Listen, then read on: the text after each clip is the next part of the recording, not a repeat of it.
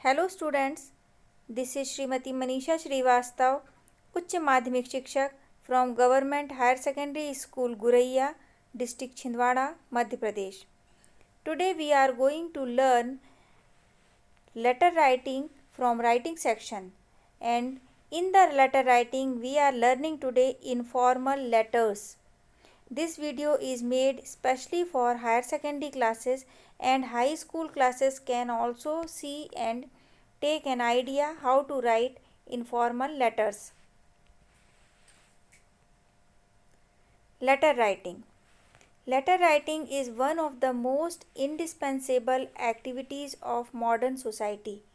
आधुनिक समाज का सबसे अति आवश्यक गतिविधि एक्टिविटी या क्रियाकलाप है वो है लेटर राइटिंग. बहुत इम्पॉर्टेंट है ये, इसे हम छोड़ नहीं सकते हैं.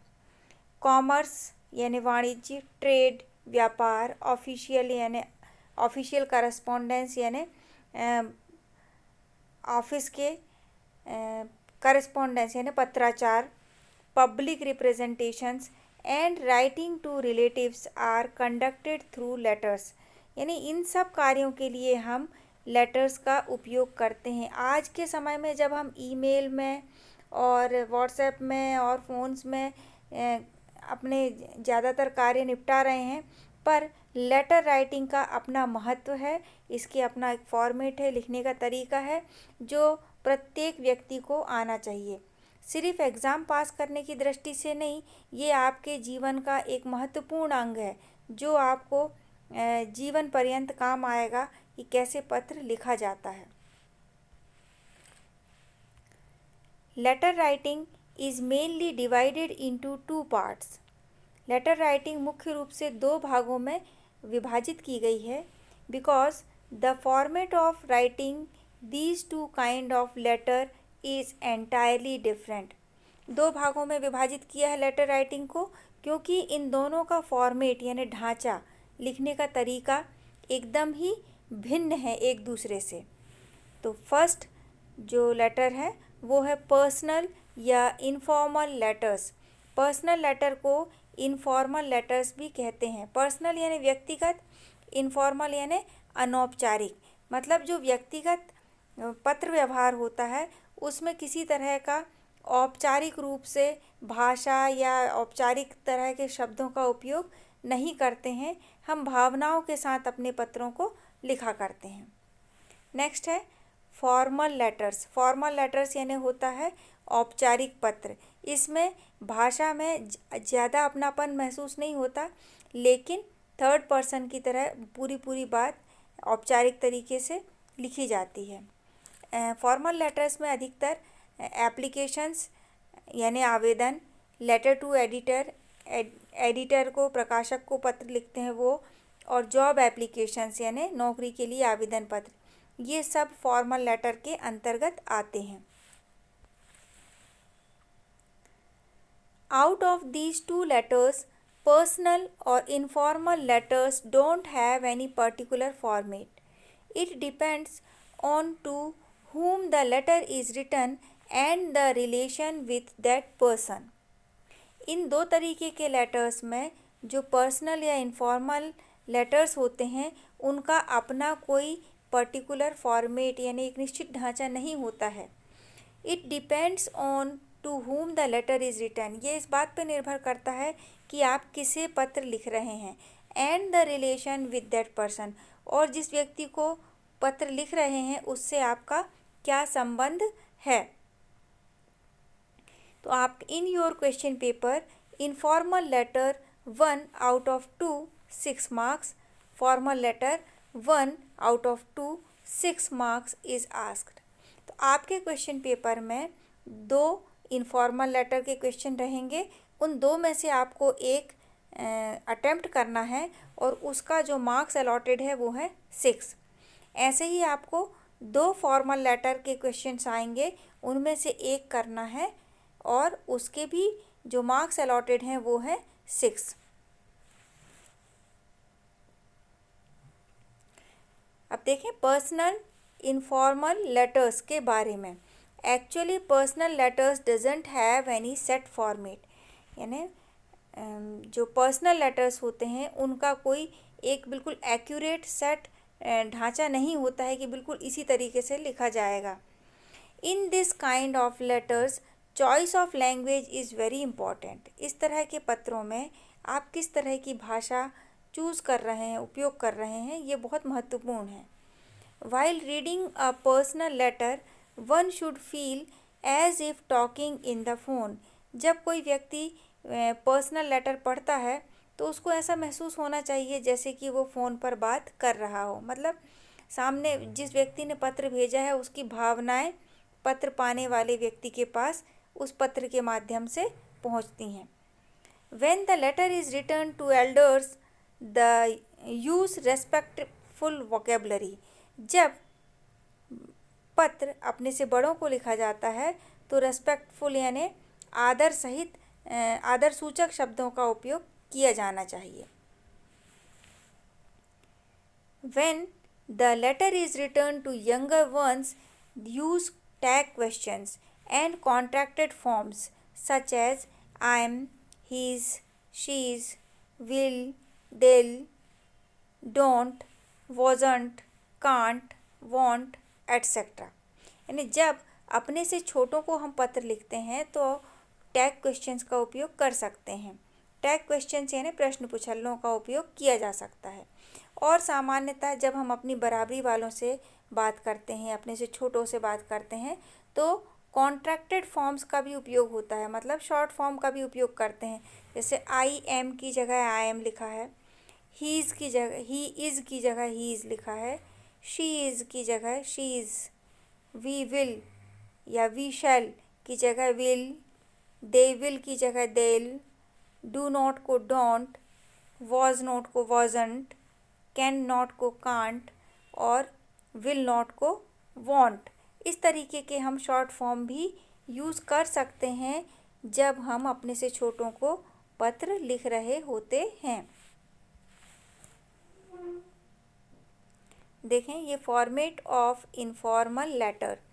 मैंने शुरू में ही बताया आपको इसके पहले पेज में कि जो इनफॉर्मल लेटर्स होते हैं उनका कोई सेट फॉर्मेट नहीं होता है, लेकिन क्योंकि हमें ये एग्जामिनेशन पॉइंट ऑफ व्यू से पढ़ना है कि लेटर कैसे लिखा जाता है, तो जो हमारा पैटर्न है, यानी दो तरीके के पैटर्न है, एक अमेरिकन पैटर्न है और एक ब्रिटिश पैटर्न है। तो पहले जो लेटर लिखे जाते थे उनमें कुछ चीज़ें लेफ़्ट हैंड साइड की ओर रहती थी लेटर में और कुछ चीज़ें राइट हैंड साइड की तरफ लिखी जाती थी।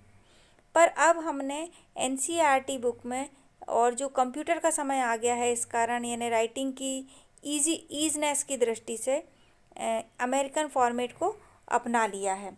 तो हम अब सारी की सारी चीज़ें लेफ़्ट हैंड साइड से ही स्टार्ट करते हैं ताकि ये कन्फ्यूज़न ना हो कि स्टार्टिंग में कितना स्पेस देना है। तो देखें सारी चीज़ें हमको मार्जिन के ठीक बाजू से लिखनी है।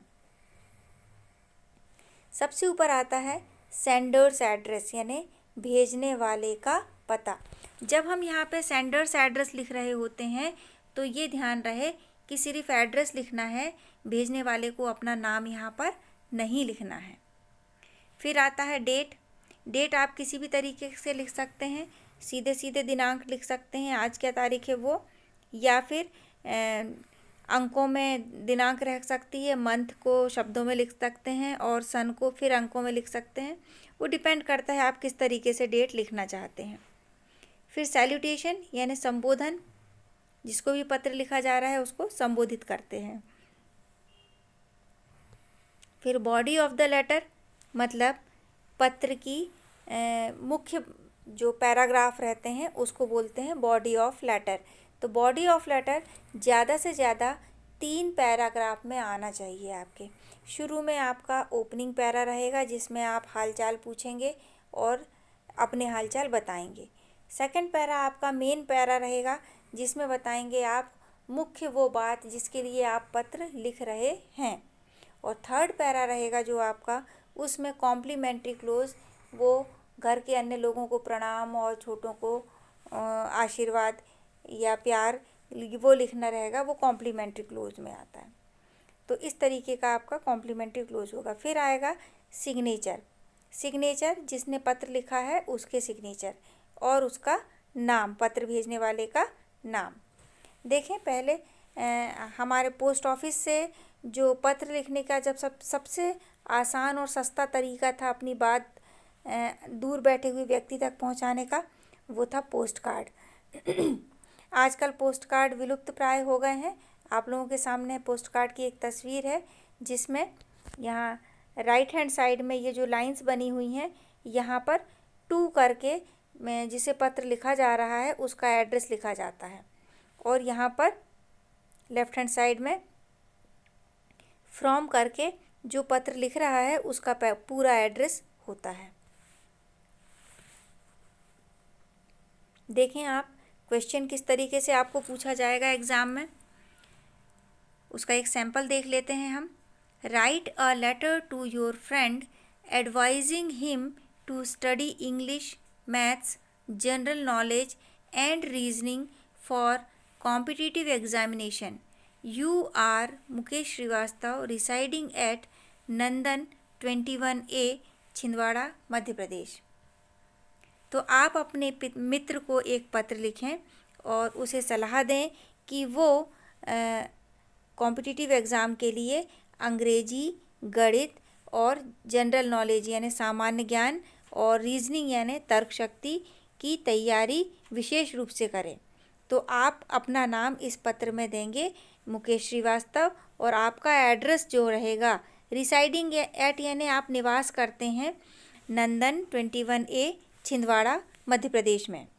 तो आपका जो पत्र रहेगा इस क्वेश्चन के अनुसार, your letter should look like this. मैं आपको बताती हूँ कि किस तरीके से आप इस पत्र का क्वेश्चन का जवाब लिखेंगे। देखें यहाँ पर सबसे पहले मैं ये बता दूँ, ये जो मैंने चित्र लिया हुआ है ये इनलैंड लेटर यानी अंतर्देशीय पत्र का है। इसमें ऊपर से नीचे तक बैक साइड में कोरा रहता है, उसमें लिखते हैं हम अपनी भावनाओं को, अपनी बातों को। फिर बैक साइड में आपको यहाँ पर टू करके एड्रेस लिखना होता है जिसको हम पत्र भेज रहे हैं उसका, और यहाँ पर जहाँ ये कम लाइन्स हैं यहाँ पर आपको लिखना होता है फ्रॉम करके अपना एड्रेस, ताकि यदि यहाँ पे डिलीवर्ड नहीं होता है तो वो वापस आप तक पहुँच जाए। अब देखते हैं हम यहाँ पर पत्र हमारा क्वेश्चन के अकॉर्डिंग कैसा होगा। सबसे ऊपर भेजने वाले का पता, सेंडर्स एड्रेस। मैंने बताया कि नाम नहीं लिखना है, आपको सिर्फ एड्रेस लिखना है। तो देखें क्वेश्चन में आपका एड्रेस दिया हुआ था, आपको वही एड्रेस लिखना है। क्वेश्चन में जो एड्रेस लिखा था नंदन 21A, छिंदवाड़ा, मध्य प्रदेश। फिर जो हमारा फॉर्मेट है उसके अकॉर्डिंग डेट। चाहे तो हम यहाँ पर एक लाइन छोड़ सकते हैं, चाहे तो ना भी छोड़ें, पर छोड़ देते हैं यदि तो सेपरेट सभी चीज़ें अलग से नज़र आ जाती हैं। तो ज़्यादा अच्छा है एक लाइन छोड़ कर लिखें यहाँ पे। यानी आपने एड्रेस लिखा, एड्रेस के बाद आप एक लाइन का गैप दे दें। फिर आप डेट लिखें 11/12/2020। फिर उसके बाद आपने फिर एक लाइन छोड़नी है, थोड़ा सा स्पेस अलग से नज़र आए उसलिए। फिर डियर मोहन, ये मोहन कौन है? मुकेश जो पत्र लिख रहा है उसके मित्र। I hope you are doing well there, मैं उम्मीद करता हूँ कि तुम वहाँ पर अच्छे से हो। It is very good news that you intend to appear in the, ये बहुत अच्छी न्यूज़ है, जानकारी है कि तुम अपीयर होने जा रहे हो। अपीयर होना यानी शामिल होना, इन द कॉम्पिटिटिव एग्जामिनेशंस यानी कॉम्पिटिटिव एग्ज़ाम में भाग लेने जा रहे हो। I wish the best of luck, मेरी ओर से आपको बहुत सारी शुभकामनाएं। Competitive examinations are very challenging and demanding hard work. Competitive exams जो प्रतियोगी परीक्षाएं, कॉम्पिटिटिव यानी प्रतियोगी, एग्जामिनेशंस यानी परीक्षाएं, are very challenging and demand hard work, बहुत ही चुनौतीपूर्ण होते हैं ये और कड़ी मेहनत मांगते हैं। I advise you to give your full attention on the study of English and general knowledge, मैं सलाह देता हूँ कि तुम अपना पूरा ध्यान अंग्रेजी और जनरल नॉलेज की पढ़ाई पर लगाओ। English has become an essential part of all good jobs. अंग्रेजी एक महत्वपूर्ण हिस्सा भाग बन गया है लगभग सभी अच्छी नौकरियों के लिए। यहाँ आप देख रहे हैं सारी ही चीज़ें मैंने यहाँ पे लेफ्ट हैंड साइड से ली हैं। Similarly good general knowledge is very necessary. बिल्कुल उसी तरह से अच्छा जनरल नॉलेज होना भी बहुत आवश्यक है। I hope you will have no stone unturned in this respect. मैं उम्मीद करता हूँ कि तुम इस संदर्भ में कोई भी कसर नहीं छोड़ोगे, मतलब पढ़ाई पूरी अच्छे से करोगे। रेस्ट इज़ ओके, बाकी सब ठीक है। योर्स ट्रूली, तुम्हारा प्रिय। यहाँ पर रहेंगे, जो ब्लैंक जगह मैंने छोड़ी है वहाँ पे साइन रहेंगे और यहाँ नीचे नाम भेजने वाले का। मैं यहाँ पे बता दूँ कि आप देख रहे हैं एनवेलप की फ़ोटो ली हुई है मैंने। आपने ये पत्र लिख तो लिया, लेकिन अब इस पत्र को भेजेंगे कैसे? मान लो आपने एक सादे कोरे कागज़ पे पत्र लिखा है, लेटर लिखा है। उस लेटर को जिस तक आपको पहुंचाना है उस तक पहुंचाने के लिए ज़रूरी है कि उसको किसी चीज़ के अंदर रख के आप सुरक्षित पहुंचाएं। तो जिसके अंदर रखते हैं उसको बोलते हैं एनवेलप। आप ये देख रहे हैं एनवेलप की फ़ोटो बनी हुई है और ये आपका लिखा वाला मटेरियल है, कागज़, जो इस एनवेलप के अंदर डालना है। यहाँ ध्यान दें कि जब आप एग्ज़ाम में लिखते हैं, अपना लेटर आपका कंप्लीट हो जाता है, तो उसके बाद आप एक एनवेलप अवश्य बनाएं जिसके अंदर आप इस लेटर को रख सकते हैं। तो एनवेलप जब बनाते हैं तो एनवेलप बनाने का तरीका है कि एक आप बड़ा सा बॉक्स बना लें। जैसे मैंने यहाँ पे ये एक बड़ा सा बॉक्स बनाया है, मैंने पोस्ट कार्ड की ही फ़ोटो ले ली है। आप एक ब्लैंक बॉक्स बना लें। उस ब्लैंक बॉक्स में राइट हैंड साइड में या सेंटर में जिसको पत्र भेज रहे हैं उसका पूरा एड्रेस। तो हमने यहाँ पे लेटर लिखा था किसको? मोहन को। तो उसका मोहन का नाम टू यानी होता है प्रति, मोहनदास बैरागी, गिन्नी compound, post office Hoshangabad, Madhya Pradesh, pin 461001। सामान्यतः जो एड्रेस रहता है वो 3 लाइंस में आपका आ जाना चाहिए। हर लाइन के बाद लास्ट में आपको कॉमा लगाना है। देखिए जो आपका लेटर राइटिंग और ऐसे एप्लीकेशन राइटिंग से होता है उसमें एक एक चीज़ आपके कॉमा और फुल स्टॉप की भी काउंटिंग होती है, जिससे आपके मार्क्स बढ़ भी सकते हैं और घट भी सकते हैं। आपको कॉमास और फुल स्टॉप्स पर विशेष ध्यान देना है। तो मैं बता रही हूँ कि आपने नाम लिखा, उसको कॉमा से सेपरेट कर दीजिए। फिर आपने मोहल्ला लिखा, कॉमा से सेपरेट कर दीजिए। फिर पोस्ट ऑफिस लिखा और ज़िले का नाम कॉमा से सेपरेट करिए, और फिर राज्य का नाम। और पिन यानी होता है postal index number. Postal index number हर स्थान के लिए अलग अलग अलॉटेड है, और जो चिट्ठियाँ छांटी जाती हैं पोस्ट ऑफिस में वो पिन के आधार पर ही छांटी जाती हैं। ये हमारा था जिसको हम पत्र भेज रहे थे उसका एड्रेस। फिर देखें फ्रॉम करके, फ्रॉम में ये मुकेश श्रीवास्तव जो इस पत्र को लिख रहे हैं उनका एड्रेस। तो भेजने वाले का पता हो जाएगा ये मुकेश के श्रीवास्तव, नंदन 21A, post office Chhindwara, Madhya प्रदेश, और पिन 480001। तो यहाँ देखें आप, ये भी हमने 3 लाइन में एड्रेस लिखा है।